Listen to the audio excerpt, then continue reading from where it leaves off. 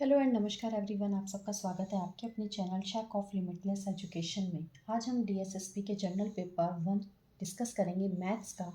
इससे पहले हम जर्नल पेपर रीजनिंग के लिए 2 पेपर डिस्कस कर चुके हैं प्रीवियस ईयर्स के। आज हम मैथ्स का फर्स्ट पेपर स्टार्ट करेंगे। तो देखते हैं आज का हमारा first question. What is the other number if the HCF of a pair of numbers is 1 and the LCM is 20 where 1 number is 4। बहुत सिंपल क्वेश्चन है, बहुत इजी क्वेश्चन है, सिर्फ एक फॉर्मूला अप्लाई होगा। मैं यहाँ पे क्वेश्चन नंबर 1 से डिनोट कर रही हूँ, बट जो एग्ज़ाम होता है उसमें मैथ से पहले आपके पास रीजनिंग सेक्शन और जनरल अवेयरनेस सेक्शन आता है। तो 20 क्वेश्चन रीजनिंग के, 20 क्वेश्चन आपके पास जनरल अवेयरनेस के। तो 20 + 20 40 क्वेश्चन कवर अप हो जाते हैं। जो मैथ्स का होता है वो 41 क्वेश्चन से स्टार्ट होता है, बट मैं यहाँ इसको 1 ही रिप्रेजेंट कर रही हूँ। क्वेश्चन में आपको 41 विजिबल होगा। क्वेश्चन इज, आपको बता दिया कि what is the other number if the HCF, आपको HCF गिवन है of a pair of a number that is 1 and LCM is also given that is 20 and 1 number, first number यानी बोल लेते हैं इसे, आपको गिवन है 4 और आपको फाइंड आउट करना है सेकेंड नंबर। इसके लिए कुछ नहीं करना है, बस एक सिंपल सा फॉर्मूला। वो फॉर्मूला क्या होता है? Product of two numbers is equal to product of LCM and HCF। अब जो जो वैल्यूज गिवन है उसे पुट कर दीजिए। फर्स्ट नंबर गिवन है 4, सेकंड आपको गिवन नहीं है, LCM आपको गिवन है 20 एंड HCF इज 1। तो सेकंड नंबर आपके पास क्या आ जाएगा? 20/4 इज इक्वल टू 5। और वैसे भी आप इसको वर्बली भी कर लेंगे। HCF 1 दे रखा है यानी कि कॉमन 1 है। को जो भी आपके पास दो नंबर्स होंगे उन दोनों में आपका कॉमन, यानी कि आप अगर फैक्टर्स फाइंड आउट करेंगे तो उसमें फैक्टर्स आपके पास हाईएस्ट कॉमन फैक्टर सिर्फ 1 ही आएगा। तो आप ऑप्शन से चेक कर लीजिए। और ये भी याद रखिएगा, उनका मल्टीप्लाई करने पर, ऐसे दो नंबर्स को मल्टीप्लाई करने पर 20 आना चाहिए। जैसे यहाँ पे आपको उस ऑप्शन में दे रखा है 5, 4, 6 एंड 2। अगर मैं इसको 2 से चेक करूँ, फर्स्ट नंबर 4 है, सेकंड नंबर 2 है, तो यहाँ से तो HCF आपके पास 2 आएगा, बट HCF 1 कह रहा है तो ये रॉन्ग हो गया। यहाँ 4 है, यहाँ 6 दे रखा है, HCF क्या आएगा? 2 आएगा, ये भी रॉन्ग हो गया। 4 है, 4 है, यहाँ भी HCF अदर देन 1 आ रहे हैं, बट यहाँ 4 और 5, यहाँ पे आपके पास HCF 1 आ रहा है और इन दोनों का प्रोडक्ट भी 20 हो रहा है। वैसे भी चेक कर लीजिए, 4 × 4 16, 4 × 6 24, 4 × 2 8। सिर्फ यही है जिससे आपके पास यहाँ पे LCM 20 आ रहा है। विदाउट कैलकुलेशन, विदाउट फॉर्मूला भी आप जस्ट ऑप्शन से भी इस क्वेश्चन को चेक कर सकते हैं। तो आपका करेक्ट आंसर क्या आ गया? 5। Now come to the next question.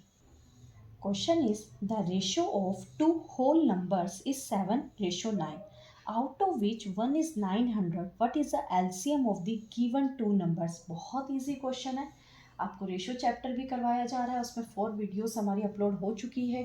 Ratio and proportions के क्वेश्चंस डिस्कस हो चुके हैं, तो वहाँ से भी आप इस चीज़ को, अगर आपने समझा हो या आपको बेसिक आता हो, तो आप इस चीज़ को बहुत ईजिली कर सकते हैं। रेशियो दे रखा है 7:9 और एक नंबर आपको 900 गिवन है। तो मैं लेट कर लूँ, इससे मुझे कैलकुलेशन इजी दिखाई दे रही है, तो मैं लेट कर लेती हूँ कि यही वाला नंबर मेरे पास क्या है? 900। तो यहाँ से जो 1 यूनिट है उसकी वैल्यू क्या आ गई? 100। तो सेकंड नंबर क्या हो जाएगा? 100 से मल्टीप्लाई करवा दीजिए, तो सेकंड नंबर आपके पास आ गया 700। यही आपको, सॉरी, ये 700 आपके पास आ गया, ठीक है। इतना आ गया आपके पास। एक नंबर आपको 900 दिया हुआ है और सेकंड नंबर आपके पास आ गया 700। बोला जा रहा था व्हाट इज़ द LCM, आपको LCM फाइंड आउट करना है। 700 और 900 का LCM आपके पास क्या आ जाएगा? देखो 100 100 कॉमन है, वो तो आएगा ही। 7 और 9 क्या है आपके पास? को प्राइम नंबर है, कॉमन फैक्टर आपके पास सिर्फ यहाँ पे 1 आएगा, तो आपके पास यहाँ पे 7 और 9 भी लिखना पड़ेगा। तो आपके पास आ गया 6300 आंसर। बहुत ईजी क्वेश्चन था। Now next question. Third question is, the average height of 12 students increased by 2 inches when 2 students leave this group. If the average height of these 2 students is 1/3 of the average height of the original 12, the average height in inches of the remaining student is। देखो question को पढ़ के confuse मत होना।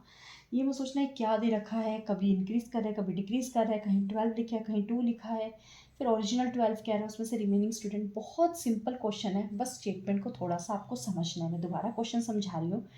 कह रहा है average height of 12 student increases by 2 inches. 12 students हैं, उनका एवरेज 2 इंच इंक्रीज कर रहा है जब 2 स्टूडेंट उस ग्रुप को छोड़ के चले जाते हैं। कह रहा है if the average height of these 2 student, जो छोड़ के चले गए हैं उन 2 स्टूडेंट का जो एवरेज है वो 1/3 है। किससे? जो स्टार्टिंग में आपके पास उन दोनों को मिला के जो 12 स्टूडेंट्स थे। हमें बताना है रिमेनिंग। अब रिमेनिंग कौन हुए, 12 में से जो 2 चले गए, बचे कितने, 10 स्टूडेंट्स। उन 10 स्टूडेंट्स का हमें एवरेज बताना है। तो देखिए ये क्वेश्चन कैसे होगा, क्वेश्चन नंबर 3। मैं इस क्वेश्चन को रिवर्स से स्टार्ट कर रही हूँ, मीन्स जो हमें फाइंड आउट करना है मैं उस चीज़ को यहाँ पे लेट कर रही हूँ। फाइंड आउट क्या करना है, एवरेज ऑफ रिमेनिंग स्टूडेंट, और रिमेनिंग स्टूडेंट हमारे पास क्या है यहाँ पे 10। तो मैं क्या करूँगी, उसी के एवरेज को यहाँ पे लेट कर लेती हूँ। एवरेज ऑफ 10 स्टूडेंट्स हमने लेट कर लिया, मैंने उसे लेट कर लिया यहाँ पे x। अगर एवरेज x है तो सम कितना हो जाएगा, सम ऑफ हाइट यहाँ पे वेट जो भी दे रखा है मैं बस ऐसे लिख रही हूँ, सम ऑफ 10 स्टूडेंट्स। तो आपके पास क्या हो जाएगा, दैट इज 10x। कैसे, फॉर्मूला होता है sum divided by number is equal to average. अगर सम निकालना है तो नंबर को एवरेज से क्या करना पड़ेगा, मल्टीप्लाई। नंबर कितने हैं 10 और एवरेज कितना है x, तो सम क्या हो जाएगा 10x। क्लियर, ये हो गई हमारे पास फर्स्ट कंडीशन। सेकेंड कंडीशन में हमें क्या कह रहा है, 10 स्टूडेंट्स हो गए। अब मेरे पास जो ओरिजिनल में 12 थे, मैं उनका एवरेज लिखती हूँ यहाँ पे, एवरेज ऑफ 12 स्टूडेंट्स। अब देखो इस चीज़ को ध्यान से समझना, जो पॉइंट अब मैं समझाने जा रही हूँ। देखो यहाँ पे क्वेश्चन में कह रहा था कि एवरेज ऑफ 12 स्टूडेंट्स इंक्रीज कर रहा है बाय 2 इंच। अब ये इंक्रीज कर रहा है, इंक्रीज कर रहा है कब, जब 2 स्टूडेंट निकल जाते हैं। अब यहाँ पे x है, अगर मैं यहाँ पे x माइनस 2 लिखूँ, ध्यान से समझिएगा। अब 12 स्टूडेंट्स का एवरेज कितना है, x माइनस 2। अब यहाँ से 2 स्टूडेंट निकल गए तो एवरेज यहाँ पे बढ़ गया, देखिए यस बढ़ रहा है। अगर x माइनस 2 में मैं प्लस 2 कर दूँ, ये 2 इंचेस बढ़ा दूँ, तो कैंसिल आउट होके तो आपके पास x बचेगा या नहीं। That means average of 12 students क्या हो गया, x माइनस 2। होप आप सबको ये चीज़ क्लियर हो गई होगी। मैं रिवर्स में बात कर रही हूँ, हमें क्वेश्चन में दे रखा था 12 स्टूडेंट से 10 स्टूडेंट्स पे जा रहा था तो +2 हो रहा था, बट मैं ऑलरेडी 10 को मान चुकी हूँ, तो जब 12 के लिए निकालना है तो -2 करना पड़ेगा, और वो कैसे आया वो चीज़ मैंने क्लियर कर दी है। अब यहाँ से एवरेज हो गया, बट एवरेज आ गया तो सम भी लिखना पड़ेगा। तो सम ऑफ हाइट ऑफ 12 स्टूडेंट्स क्या हो जाएगा आपके पास, 12 इंटू नंबर इंटू एवरेज। ये हो गया आपके पास सेकेंड कंसेप्ट। ठीक है, थर्ड कंडीशन क्या गिवन है, if the average height of these 2 students, अब 2 स्टूडेंट्स की बात कर रहा है, एवरेज हाइट ऑफ 2 स्टूडेंट्स क्या कह रहा है, 1/3 है किसका, average height of original 12, average height of original 12, और ओरिजिनल 12 में आपके पास क्या था, x माइनस 2, तो ये क्या बन गया x minus 2 by 3, third condition. Hope यहाँ तक आप सबको क्लियर हो गया होगा। क्या कह रहा था, average height of 2 students is equal two is 1/3 of the average height of the 12 students. 12 students का x माइनस 2 था, उसका 1/3 करा तो ये आ गया। अब देखो ध्यान से, यहाँ 10 है, यहाँ 12 है, यहाँ 2 है, इसका सम भी लिख लेते हैं ना, सम लिख लेते हैं। सम ऑफ 2 स्टूडेंट्स आपके पास क्या बन जाएगा, नंबर कितने हैं 2, उसको क्या करना है एवरेज से मल्टीप्लाई। ये हो गया आपके पास थर्ड कंडीशन। ठीक है, अब ये भी सम है 10 स्टूडेंट्स का, ये सम है 12 स्टूडेंट्स का, और ये सम है आपके पास सम है 2 स्टूडेंट्स का। अब हमें क्या फाइंड आउट करना था, रिमेनिंग। रिमेनिंग कितने हैं आपके पास 10। अब 10 कैसे फाइंड आउट होगा, जब मैं सम ऑफ 12 में से सम ऑफ 2 माइनस कर दूंगी तो क्या सम ऑफ 10 आपके पास रिमेनिंग नहीं रहेगा, रहेगा। तो माइनस करवा देते हैं, कैसे माइनस होगा आपके पास, sum of 12 that is 12 into x minus 2 is equal to 2x minus 2 by 3। Clear, अब यहाँ तक आप सबको बात क्लियर हो रही होगी कि मैंने ये क्या चीज़ आप यहाँ पे रिप्रेजेंट करी है। माइनस करवाना था, इज इक्वल टू लिख दिया, minus is equal to 10 students का आपके पास यहाँ आ जाएगा 12x minus 2 minus 2x minus 2 by 3। Okay, अब माइनस करवाते हैं, यहाँ पे हमें फाइंड आउट क्या करना था, in inches of the remaining students. हाँ तो 10 का फाइंड आउट करना है ना, 12 में से 2 सब्ट्रैक्ट करवा दिया आपने। ओके ठीक है, अब सॉल्व करते हैं इस क्वेश्चन को। 12 स्टूडेंट्स के लिए ये आया, 2 स्टूडेंट्स के लिए इज इक्वल टू में आएगा 10 स्टूडेंट्स के लिए, दैट इज 10x। अब इस चीज़ को हम यहाँ पे सॉल्व करते हैं, थोड़ा सा इरेज कर लेते हैं, स्पेस कम हो रहा है।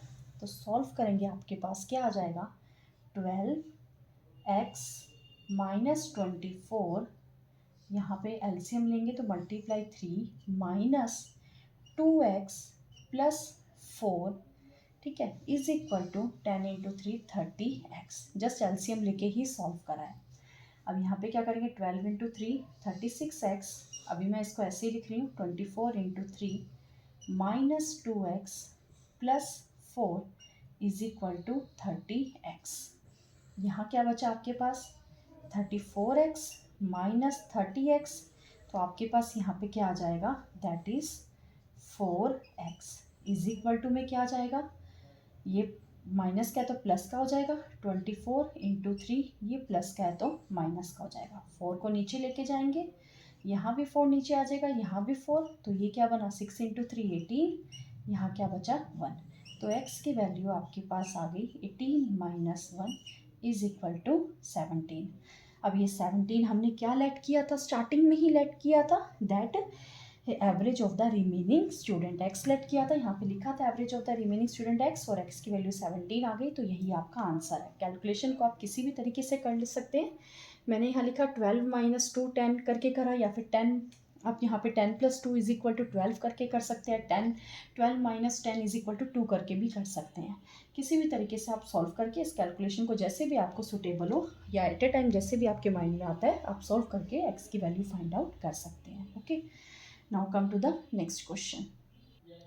Question is, a student has an exemplary skill using which he constantly scores 79 in every exam. He does so in the first exam. In the same exam, another student scores 60.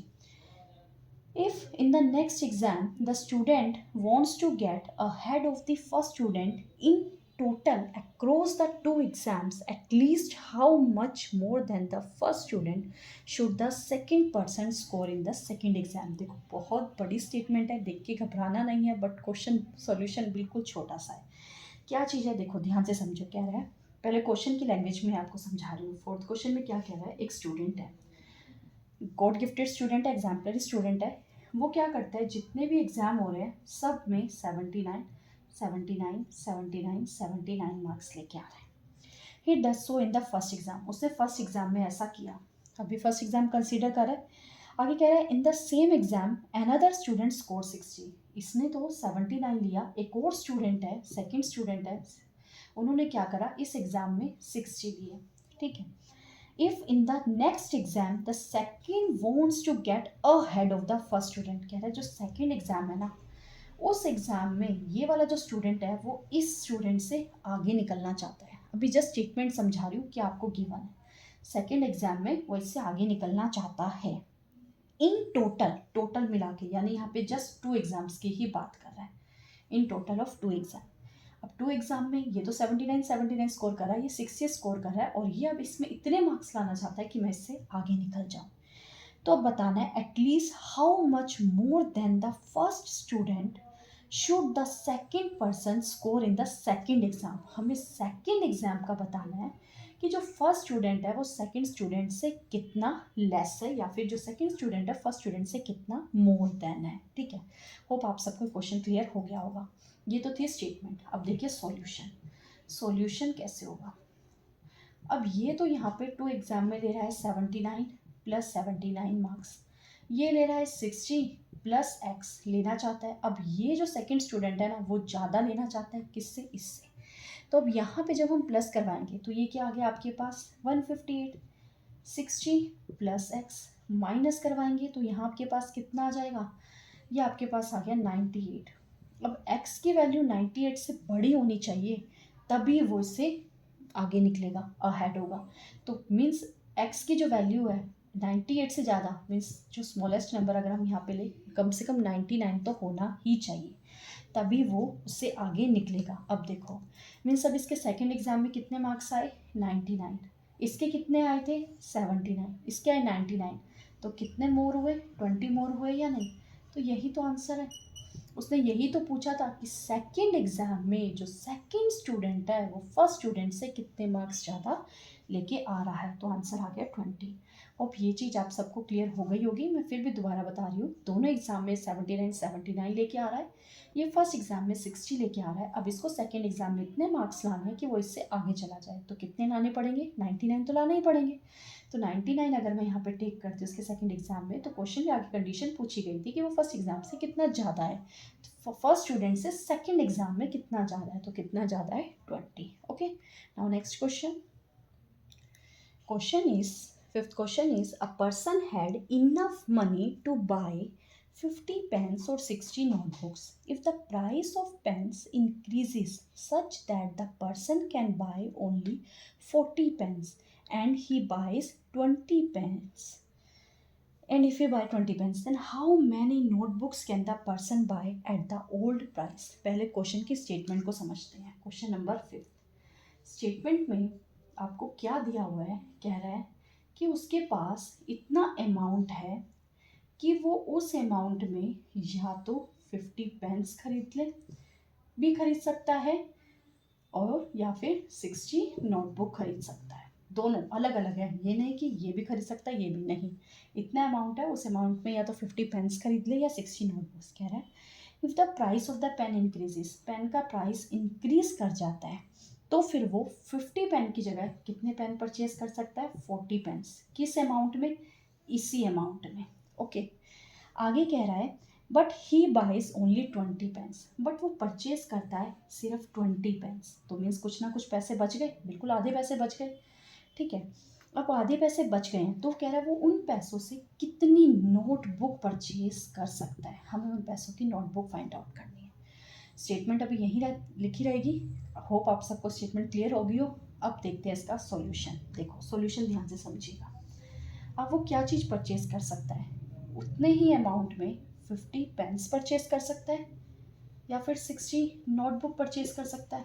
बात तो वही हुई ना, is equal to में आएगा, दोनों का amount same है। तो अब ध्यान से देखो, अब मुझे वो अमाउंट नहीं पता है कि वो अमाउंट कितना है। तो वो अमाउंट अगर आपको फाइंड आउट करना है तो आप क्या कीजिए, इन दोनों का एलसीएम निकाल लीजिए। एलसीएम क्या आएगा इसका? 5 और 6 का 30, 300 आ गया। अमाउंट 300 मीन्स 300 अमाउंट में 50 पेन्स भी परचेज हो सकते हैं और 300 पेन में 60 नोटबुक भी परचेज हो सकती है। ओके, अब ये नोटबुक, बट हमें निकालना है 1 पेन का कॉस्ट। तो 1 पेन का जो कॉस्ट आ जाएगा वो क्या आएगा? 300/50। कैसे? 50 पेन्स का कॉस्ट 300 रुपीज़। छोटी क्लासेस का क्वेश्चन है ये तो 1 पैसे 1 पेन 50 हो गया। तो आपके पास यहाँ पे क्या आया? 6। मैं इसको रुपीज़ ही मान रही हूँ अभी, 6 रुपीज़। सेम ऐसे ही 1 नोटबुक का कॉस्ट क्या बन जाएगा आपके पास? 300/60। तो ये आ गया आपके पास 5 रुपीज़। मीन्स 1 पेन का कॉस्ट आ गया 6 रुपीज़ और 1 नोटबुक का कॉस्ट आ गया आपके पास 5 रुपीज़। बट यहाँ पे वो कह रहा था कि उतने ही अमाउंट में अब वो 40 पेन्स परचेज कर सकता है। सेम वही बात होगी, उसी अमाउंट में 50 पेन्स थे, उसी अमाउंट में 60 नोटबुक है, उसी अमाउंट में 40 पेन्स है। तो ऐसे ही फाइंड आउट कर लेते हैं। तो अब न्यू की बात कर रहे हैं, तो न्यू के लिए 1 पेन का कॉस्ट क्या आ जाएगा आपके पास? 300/40। कैंसिल आउट करेंगे 250, तो आपके पास ये आ गया 7.5 रुपीज़। ठीक है, होप यहाँ तक क्लियर हो गया होगा। बट उससे परचेज कितने करे थे? 20 पेन्स। 1 पेन का कॉस्ट आ गया 7.5, तो 20 पेन्स का कॉस्ट कितना आ जाएगा? 7.5 इंटू 20/10। 0 से 0 कैंसिल, 7.5 इंटू 2, तो ये आपके पास आ गया दैट इज़ 150 रुपीज़। ठीक है, 20 पेन्स का कॉस्ट आ गया 150 रुपीज़। बट टोटल अमाउंट था कितना? 300। 150 उसने यूज़ कर लिए हैं, बचे कितने रुपीज़? रिमेनिंग अमाउंट आपके पास क्या होगा? 300 minus 150 is equal to 150 rupees. अब बताना क्या था, कितनी नोटबुक परचेज करेगा। पैसे कितने हैं उसके पास? 150 आपके पास अमाउंट है, कितनी नोटबुक परचेज करेगा। बट एक नोटबुक का कॉस्ट कितना था? 5 रुपीज़। तो क्या करेंगे, यहाँ कर देती हूँ, 150 को हम क्या करेंगे 5 से डिवाइड करेंगे, तो क्या आएगा 30। दैट मीन्स 30 नोटबुक्स वो परचेज कर सकता है। होप ये चीज़ आप सबको क्लियर होगी नहीं हुई है तो दोबारा बता रही हूँ। कहाँ, यहाँ देखिए 5 रुपीज़ में 1 नोटबुक आ रही थी, तो 1 रुपीज़ में 1/5 नोटबुक आ जाएगी। हमारे पास कितने रुपीज़ है, 150 रुपीज़, तो 150 में कितनी आएगी, 150/5, दैट इज़ 30 नोटबुक। होप ये क्वेश्चन आप सबको क्लियर हो गया होगा। बिल्कुल भी बड़ा नहीं है, ये सिर्फ स्टेटमेंट समझाई गई थी। यहाँ पे तीनों का 1 पेन का कॉस्ट, 1 नोटबुक का कॉस्ट, 1 पेन का न्यू कॉस्ट फाइंड आउट करके फिर 20 पेन से मल्टीप्लाई करके रिमेनिंग अमाउंट को यहाँ पे कैलकुलेट करा गया है। ठीक है, now next question. 6th question is the cost of wheat to a trader is ₹100 per kg.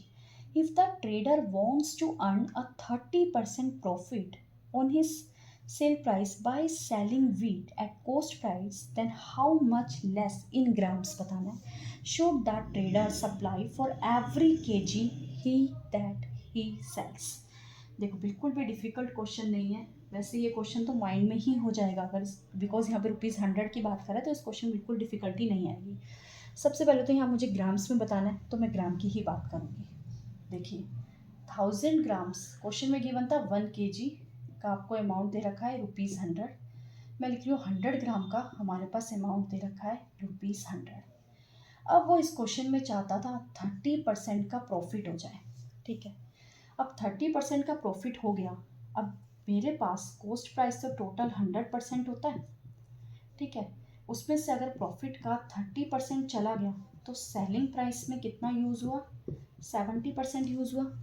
अब अगर 30% मेरा प्रॉफिट में गया तो 70% मेरा किस में यूज़ होगा, सेलिंग प्राइस में। और यहाँ भी ₹100 था तो मैं इसको 100% ही मान लूँ।